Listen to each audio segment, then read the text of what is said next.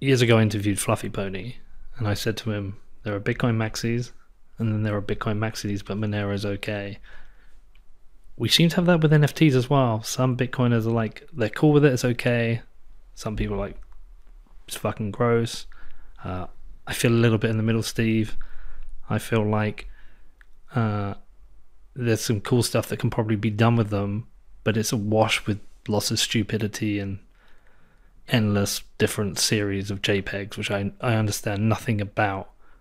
But there does seem to be some interesting things that can be done with NFTs in terms of, I don't know, tickets to events that you could easily, like if I had a concert I was going to tonight and I couldn't go, and I could send you the NFT and you could go. And there's also some ideas around multiple people attached to an NFT, so payments can be split. I'm not immediately writing off NFTs. I'm ignoring the whole Bored Apes and Yacht and Yellow Bananas and whatever stupid sets coming, but I am open to the idea there's some cool stuff that can be done with NFTs. What is your interest in that area? Yeah, you're putting me on the hot spot here. Yeah, no, I'm not a hater at all of NFTs. I've actually, I mean, quick context of how I got into the space.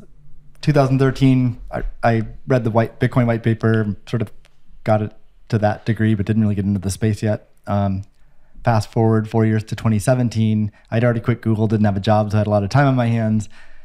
Interestingly, Ethereum brought me into the fold. Didn't know that. Yeah, sort of I mean, I don't know, I guess the Silicon Valley techie guy in me, like, you know, the world supercomputer or whatever, like, was attractive to me. But then I spent 2017 studying Bitcoin and Ethereum and many other projects and coins. And I emerged from that like with deep conviction on Bitcoin that I didn't have previously, and just a better understanding of money and a lot of things that people who go down the Bitcoin rabbit hole do. I went through that in 2017, and I didn't, and so part of that exploration, even in 2017, NFTs and DAOs were in DeFi were all concepts and being talked about.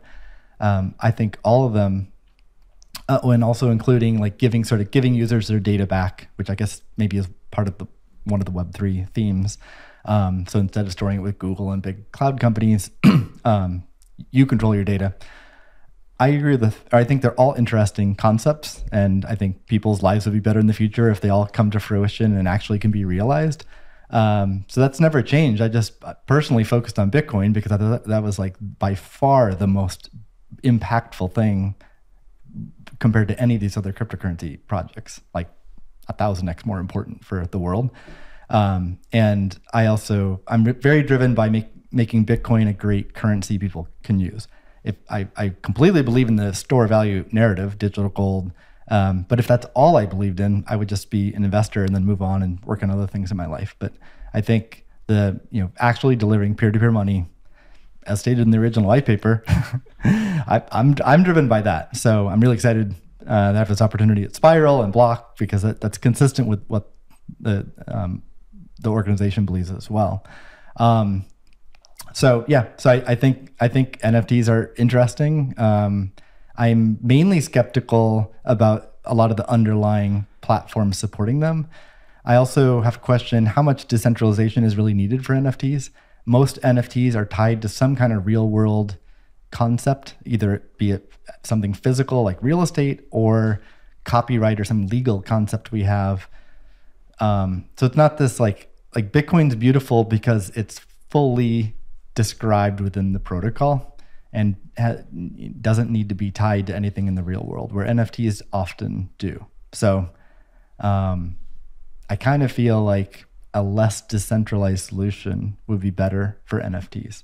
And then you wouldn't be paying $200 gas fees to mint your NFT either, which would make it more accessible to people. Like $200 gas fees for an NFT is the opposite of economic empowerment for people. Because if you are creating the new best form of money, which essentially is routing around government money, it's important to be decentralized because you're taking power away from the state, and therefore it's a threat to the state. They might want to switch it off, but if you're creating NFTs, they aren't really a threat to the state. We're not routing around anything. What we're actually doing is just creating useful technology, and one of the useful things about that technology is there's an asset that can move digitally from one person to another. Therefore, it's really about how you move those assets, because a record in an SQL database isn't the same as owning something within a wallet. I think so. I mean, I guess what I feel strongly about is Bitcoin does need extreme levels of decentralization and security, because of what it's it's trying to be a new form of money, which there's not that many forms of money, and it's super exciting new form of money. NFTs, it's more of I have a question. I questioned, do they need Bitcoin or even Ethereum level of decentralization? Maybe, and also NFT. There's lots of different types of NFTs. Maybe some need more than others, and so maybe there are like different smart contract platforms that can each be successful with different use cases. Who knows? But for my own time and Spiral's time, we focus on Bitcoin because we just think it's a much bigger idea. And that's not to disparage other use cases and other projects. It's just this Bitcoin is a unique event in our life, I think.